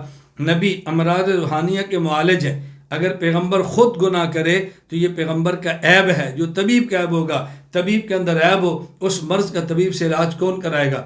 پیغمبر امراض روحانیہ کے معالج ہیں، لہذا نبی کا روحانی مرض گناہ میں مبتلا ہونا یہ طبیب کا عیب ہے۔ اللہ تعالیٰ پیغمبر کو عیوب سے پاک رکھتے ہیں۔ میں نے اس لیے عرض کیا انبیاء علیہ السلام گناہوں سے معصوم ہیں۔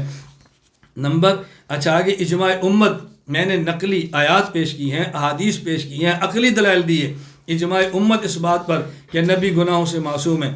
قاضی ایاز مالکی رحمہ اللہ وفات 544 ہجری، النبرات شرح و شر العقائد، علامہ عبدالفرحاروی رحمۃ اللہ علیہ نقل فرماتے ہیں وفات 1239 ہجری۔ قاضی ایاز کے حوالے سے الاجماع علی الاسم عن الکبائر بلا قید عمدا و سہوا، پیغمبر بھول کر بھی کوئی گناہ نہیں کرتا، کبیرہ گناہ بھول کر بھی نہیں کرتا۔ نمبر 2، امام ابو عبداللہ محمد بن احمد انصاری رحمہ اللہ، وفات 671 ہجری، الجامع لاحکام القرآن ففہمناہ سلیمان، سورۃ الانبیاء آیت نمبر 79، اس کے ساتھ فرماتے ہیں ذہب الجمہور فی ان جمیع الانبیاء صلوات اللہ علیہم معصومون عن الخطا والغلط فی اجتہادہم۔ جمہور حضرات کا موقف ہے تمام انبیاء علیہ السلام اپنے اجتہاد میں خطا اور غلطی سے معصوم ہے۔ اس کا معنی خطا ہو جاتی ہے، اللہ برقرار نہیں رہنے دیتے۔ نمبر 3، حضرت ملا علی قاری رحمہ اللہ، وفات 1014 ہجری، مرقات المفاتیح شرح مشکات المصابیح، باب الاعتصام بالکتاب والسنہ، فرماتے ہیں اجماع الصحابۃ رضی اللہ عنہم علی التأسی بہ صلی اللہ علیہ وسلم فی اقوالہ و افعالہ و سائر احوالہ حتی فی کل حالات من غیر بحث ولا تفکر بل بمجرد علمہم او ظنہم بصدور ذلک عنہ دلیل قاطع علی اجماعہم علی عصمتہ و تنزہہ عن ان یجری علی ظاہرہ او باطنہ شیء لا یتأسی بہ فیہ مما لم یقم دلیل علی اختصاص۔ صحابہ کرام رضی اللہ عنہم اجمعین کا آپ صلی اللہ علیہ وسلم کے اقوال افعال، تمام افعال میں بغیر کسی بحث و تفکر کے ماضی جانتے ہوئے کہ یہ عمل آپ صلی اللہ علیہ وسلم نے کیا ہے، آپ کی اتباع پر متفق ہو جانا واضح دلیل ہے کہ صحابہ رضی اللہ عنہم اجمعین کا آپ کی عصمت پر اجماع ہے، اور اس پر بھی کہ آپ صلی اللہ علیہ وسلم سے ظاہراً اور باطن ایسی کوئی چیز صادر نہیں ہو سکتی جس کی اتباع نہ کی جا سکتی ہو جب تک آپ صلی اللہ علیہ وسلم خصوصیت پر کوئی دلیل قائم نہ فرمائیں۔ نمبر 4، النبراس شرح شرح العقائد، علامہ عبدالعزیز فرہاروی رحمہ اللہ، وفات 1239 ہجری، محققین فقہا کے حوالے سے نقل فرماتے ہیں قال القاضی عیاض ذهب طائفة من محقق الفقهاء والمتکلمین الى العصمت ان الصغائر كالعصمت فی الکبائر۔ محققین کا اس بات پر اتفاق ہے کہ انبیاء صغائر سے بھی پاک ہیں، کبائر سے بھی پاک ہیں۔ مفتی اعظم پاکستان مفتی محمد شفیع رحمہ اللہ، وفات 1396 ہجری، تفسیر معارف القرآن فلولا كانت قریۃ آمنت فنفع ایمانها، سورہ یونس آیت نمبر 98۔ انبیاء علیہ السلام کے گناہوں سے معصوم ہونا تو ایک مسلم عقیدہ ہے جس پر تمام امت کا اجماع ہے۔ اس کی تفصیلی بات میں نے عصمت انبیاء کے اندر کی ہے، آپ اس کو وہاں اچھی طرح دیکھ لیں تاکہ بات الجھن کے اندر نہ رہے۔ میں ایک جملہ کہا کرتا ہوں، نبی معصوم ہے، صحابی محفوظ ہے، مجتہد معجور ہے۔ نبی معصوم ہے، اللہ نبی سے گناہ ہونے نہیں دیتے، صحابی محفوظ ہے، ان سے گناہ ہو جاتا ہے، اللہ نامہ اعمال میں باقی رہنے نہیں دیتے، مجتہد معجور ہے، اجتہاد میں خطا ہو جاتی ہے، اس خطا پر بھی اللہ اجر عطا فرماتے ہیں۔ ومحمد علیہ الصلاۃ والسلام حبیبہ و عبدہ و رسولہ و نبیہ و صفیہ و منتقاہ ولم یعبد الصنم ولم یشرک باللہ تعالی طرفۃ عین قط ولم یرتکب صغیرۃ ولا کبیرۃ قط۔ اللہ اکبر! کیا محبت امام صاحب کی اللہ کے رسول صلی اللہ علیہ وسلم سے ہے۔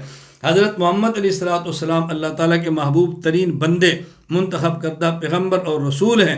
آپ علیہ السلام نے پلک جھپکنے کے برابر بھی کسی بت کی پرستش نہیں کی، نہ اللہ کے ساتھ کسی کو شریک ٹھہرایا، نہ آپ نے صغیرہ گناہ فرمایا، نہ کبھی آپ نے کبیرہ گناہ کیا۔ اللہ اکبر! مؤرخ امام ابو محمد جمال الدین عبد الملک بن حشام بن ایوب حمیری، وفات 213 ہجری، سیرت ابن حشام کے اندر لکھتے ہیں کہ رسول اکرم صلی اللہ علیہ وسلم کو اعلان نبوت سے قبل بھی بتوں سے شدید نفرت تھی۔ جس کو نفرت ہو پوجا کیسے کرے گا؟ فرماتے ہیں حتی اذا فرغ القوم من طعامہم، یعنی جب آپ صلی اللہ علیہ وسلم سفر پہ تھے، شام کے سفر پہ، اور لوگ کھانے پینے سے فارغ ہو گئے، بحیرہ راہب آپ کے پاس آیا، اس نے کہا اسألک بحق اللات والعزیٰ، میں ایک بات آپ سے پوچھتا ہوں لات اور عزیٰ کی قسم دے کر۔ اللہ اکبر! جب اس نے کہا نا بحیرہ نے لات اور عزیٰ، اس نے یہ بات کیوں کی تھی؟ اس لیے کہ مکے کے لوگ لات اور عزیٰ کی قسمیں اٹھاتے تھے، تو اس نے رسول اللہ صلی اللہ علیہ وسلم کو لات اور عزیٰ کی قسم دے کر پوچھا میں ایک بات پوچھتا ہوں، مجھے صحیح بتانا۔ اللہ کے نبی نے فرمایا لا تسألنی باللات والعزیٰ فواللہ ما ابغضت شیئا قط بغضہما، مجھے لات عزیٰ کی قسم مت دو، مجھے جتنی ان سے نفرت ہے اتنی شاید کسی سے نفرت ہو۔ اللہ اکبر! یہ پیغمبر صلی اللہ علیہ وسلم بچپن اور اس دور کی باتیں فرما رہے ہیں، یعنی اعلان نبوت سے قبل کی عین شباب کی باتیں۔ رسول اکرم صلی اللہ علیہ وسلم کے بارے میں امام سے فرمایا اللہ کے حبیب ہیں، اللہ کے عبد ہیں، اللہ کے رسول ہیں، اللہ کے نبی ہیں، اللہ کے صفی ہیں، اللہ کے منتقی ہیں۔ سبحان اللہ، کتنے القاب اور صفتیں بیان فرمائے۔ سب سے زیادہ رسول اللہ صلی اللہ علیہ وسلم کو صفات میں سے عبدیت کی صفت پسند تھی، عبدیت کی صفت پسند تھی۔ معراج آپ کا اعزاز ہے، اور اس اعزاز کے لیے اللہ تعالیٰ نے آپ کی صفات میں سے جس صفت کا انتخاب فرمایا وہ ہے عبد۔ سبحان الذی اسریٰ بعبدہ لیلا من المسجد الحرام الی المسجد الاقصی۔ اسی طرح صحیح بخاری حدیث نمبر 6830، حضرت امام بخاری فرماتے ہیں رسول اللہ صلی اللہ علیہ وسلم نے فرمایا لا تطرونی کما اتری عیسیٰ ابن مریم وقولوا عبد اللہ ورسولہ، تم لوگ مجھے ایسے بڑھا چڑھا کر بیان نہ کرو جس طرح عیسائیوں نے عیسیٰ بن مریم کو بڑھا چڑھا کر پیش کیا، بس تم اللہ کا بندہ کو ہو اور اللہ کے رسول کو ہو۔ آپ کو عبدیت بہت پسند تھی، اور اس میں کوئی شک کی بات بھی نہیں ہے کہ رسول اللہ صلی اللہ علیہ وسلم میں شان عبدیت بہت نمایاں تھی۔ معراج کی موقع پر میں انشاءاللہ شان عبدیت پہ بات کروں گا۔ میں نے آپ سے عرض کیا تھا کہ انشاءاللہ ہمارا ارادہ ہے، اللہ تعالیٰ عافیت اور صحت عطا فرمائے مجھے اور آپ کو بھی، کہ ہم انشاءاللہ العزیز حضرت میر معاویہ رضی اللہ عنہ کے مناقب پر تفصیل سے بات کریں گے، اور اسی طرح امام اعظم حنیفہ رحمہ اللہ کے مناقب پر تفصیل سے بات کریں گے، اور انشاءاللہ معراج کو نوار پر بھی تفصیل سے گفتگو ہوگی، تاکہ ہم اپنے واقعات کو بھی صحیح بیان کریں اور دلائل بھی آئیں، عقائد بھی آئیں، مسائل بھی آئیں۔ اللہ ہمیں بات سمجھنے کی توفیق عطا فرمائے۔ سبحان اللہ و بحمدہ، سبحان اللہ العظیم، سبحانک اللہم و بحمدک، اشہد ان لا الہ الا انت، استغفرک و اتوب الیک۔ السلام علیکم و رحمۃ اللہ وبرکاتہ۔